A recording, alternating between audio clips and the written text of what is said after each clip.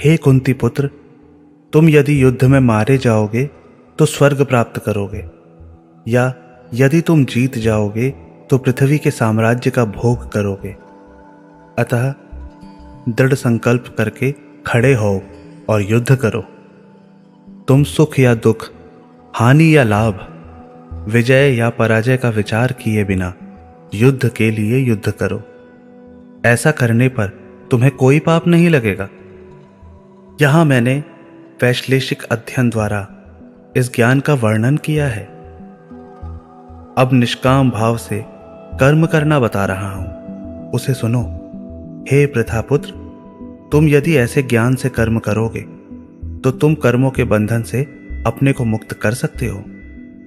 इस प्रयास में ना तो हानि होती है ना ही ह्रास, अपितु इस पथ पर की गई अल्प प्रगति भी महान भय से रक्षा कर सकती है। जो इस मार्ग पर चलते हैं वे प्रयोजन में दृढ़ करते हैं और उनका लक्ष्य भी एक होता है। हे कुरुनंदन, जो दृढ़ प्रतिज्ञ नहीं है उनकी बुद्धि अनेक शाखाओं में विभक्त रहती है। अल्पज्ञानी मनुष्य वेदों के उन अलंकारिक शब्दों के प्रति अत्यधिक आसक्त रहते हैं जो स्वर्ग की प्राप्ति, अच्छे जन्म, शक्ति इत्यादि के लिए विविध सकाम कर्म करने की संस्तुति करते हैं। इंद्रिय तृप्ति तथा ऐश्वर्यमय जीवन की अभिलाषा के कारण वे कहते हैं कि इससे बढ़कर और कुछ नहीं है। जो लोग इंद्रिय भोग तथा भौतिक ऐश्वर्य के प्रति अत्यधिक आसक्त होने से ऐसी वस्तुओं से मोहग्रस्त हो जाते हैं, उनके मनों में भगवान के प्रति भक्ति का दृढ़ निश्चय नहीं होता। वेदों में मुख्यतः प्रकृति के 3 गुणों का वर्णन हुआ है। हे अर्जुन, इन 3 गुणों से ऊपर उठो। समस्त द्वैतों और लाभ तथा सुरक्षा की सारी चिंताओं से मुक्त होकर आत्मपरायण बनो। एक छोटे से कूप का सारा कार्य एक विशाल जलाशय से तुरंत पूरा हो जाता है। इसी प्रकार वेदों के आंतरिक तात्पर्य जानने वाले के सारे प्रयोजन सिद्ध हो जाते हैं। तुम्हें अपने कर्म करने का अधिकार है, किंतु कर्म के फलों के तुम अधिकारी नहीं हो। तुम ना तो कभी अपने आप को अपने कर्मों के फलों का कारण मानो, ना ही कर्म ना करने में कभी आसक्त हो। हे अर्जुन, जय अथवा पराजय की समस्त आसक्ति त्याग कर संभाव से अपना कर्म करो। ऐसी समता योग कहलाती है। हे धनंजय, भक्ति के द्वारा समस्त गर्हित कर्मों से दूर रहो और उसी भाव से भगवान की शरण करो। जो व्यक्ति अपने सकाम कर्म फलों को भोगना चाहते हैं वे कृपण हैं। भक्ति में संलग्न मनुष्य इस जीवन में ही अच्छे तथा बुरे कार्यों से अपने को मुक्त कर लेता है। अतः योग के लिए प्रयत्न करो, क्योंकि सारा कार्य कौशल यही है। इस तरह भगवत भक्ति में लगे रहकर बड़े बड़े ऋषि, मुनि अथवा भक्तगण अपने आप को इस भौतिक संसार में कर्म के फलों से मुक्त कर लेते हैं। इस प्रकार के जन्म मृत्यु के चक्र से छूट जाते हैं और भगवान के पास जाकर उस अवस्था को प्राप्त करते हैं जो समस्त दुखों से परे है। जब तुम्हारी बुद्धि मोह रूपी सघन वन को पार कर जाएगी तो तुम सुने हुए तथा सुनने योग्य सबके प्रति अन्य मनस्क हो जाओगे। जब तुम्हारा मन वेदों की अलंकारमयी भाषा से विचलित ना हो और वह आत्म साक्षात्कार की समाधि में स्थिर हो जाए, तब तुम्हें दिव्य चेतना प्राप्त हो जाएगी। अर्जुन ने कहा, हे कृष्ण, अध्यात्म में लीन चेतना वाले व्यक्ति के क्या लक्षण हैं? वह कैसे बोलता है तथा उसकी भाषा क्या है? वह किस प्रकार बैठता और चलता है?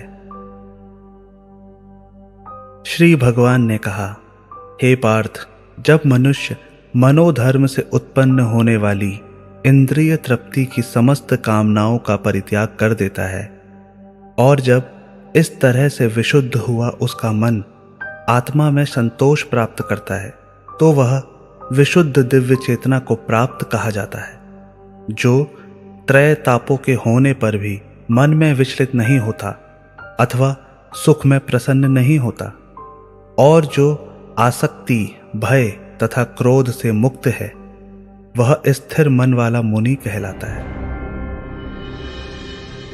इस भौतिक जगत में जो व्यक्ति ना तो शुभ की प्राप्ति से हर्षित होता है और ना अशुभ के प्राप्त होने पर उससे घृणा करता है, वह पूर्ण ज्ञान में स्थिर होता है।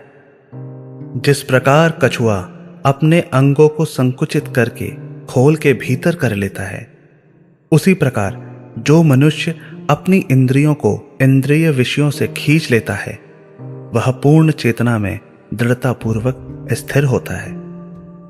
देहधारी जीव इंद्रिय भोग से भले ही निवृत्त हो जाएं, पर उसमें इंद्रिय भोगों की इच्छा बनी रहती है। लेकिन उत्तम रस के अनुभव होने से ऐसे कार्यों को बंद करने पर वह भक्ति में स्थिर हो जाता है। हे अर्जुन, इंद्रियां इतनी प्रबल तथा वेगवान हैं कि वे उस विवेकी पुरुष के मन को भी बलपूर्वक हर लेती हैं, जो उन्हें वश में करने का प्रयत्न करता है। जो इंद्रियों को पूर्णतया वश में रखते हुए इंद्रिय संयमन करता है और अपनी चेतना को मुझ में स्थिर कर देता है, वह मनुष्य स्थिर बुद्धि कहलाता है। इंद्रिया विषयों का चिंतन करते हुए मनुष्य की उनमें आसक्ति उत्पन्न हो जाती है, और ऐसी आसक्ति से काम उत्पन्न होता है, और फिर काम से क्रोध प्रकट होता है। क्रोध से पूर्ण मोह उत्पन्न होता है, और मोह से स्मरण शक्ति का विभ्रम हो जाता है। जब स्मरण शक्ति भ्रमित हो जाती है तो बुद्धि नष्ट हो जाती है, और बुद्धि नष्ट होने पर मनुष्य भवकूप में पुनः गिर जाता है। किंतु समस्त राग तथा द्वेष से मुक्त एवं अपनी इंद्रियों को संयम द्वारा वश में करने में समर्थ व्यक्ति भगवान की पूर्ण कृपा प्राप्त करता है। इस प्रकार कृष्ण भावना अमृत में तुष्ट व्यक्ति के लिए संसार के तीनों ताप नष्ट हो जाते हैं, और ऐसी तुष्ट चेतना होने पर उसकी बुद्धि शीघ्र ही स्थिर हो जाती है। जो कृष्ण भावना अमृत में परमेश्वर से संबंधित नहीं है, उसकी ना तो बुद्धि दिव्य होती है और ना ही मन स्थिर होता है। जिसके बिना शांति की कोई संभावना नहीं है, शांति के बिना सुख हो भी कैसे सकता है। जिस प्रकार पानी में तैरती नाव को प्रचंड वायु दूर बहा ले जाती है, उसी प्रकार विचरणशील इंद्रियों में से कोई एक जिस पर मन निरंतर लगा रहता है, मनुष्य की बुद्धि को हर लेती है। अतः हे महाबाहु, जिस पुरुष की इंद्रियां अपने अपने विषयों से सब प्रकार से विरत होकर उसके वश में हैं, उसी की बुद्धि निसंदेह स्थिर है। जो सब जीवों के लिए रात्रि है, वह आत्म संयमी के जागने का समय है, और जो समस्त जीवों के जागने का समय है, वह आत्मनिरीक्षक मुनि के लिए रात्रि है।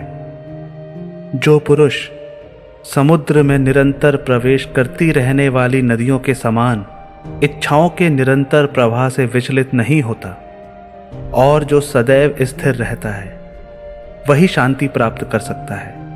वह नहीं जो ऐसी इच्छाओं को तुष्ट करने की चेष्टा करता हो। जिस व्यक्ति ने इंद्रिय तृप्ति की समस्त इच्छाओं का परित्याग कर दिया है, जो इच्छाओं से रहित रहता है, और जिसने सारी ममता त्याग दी है तथा अहंकार से रहित है, वही वास्तविक शांति प्राप्त कर सकता है।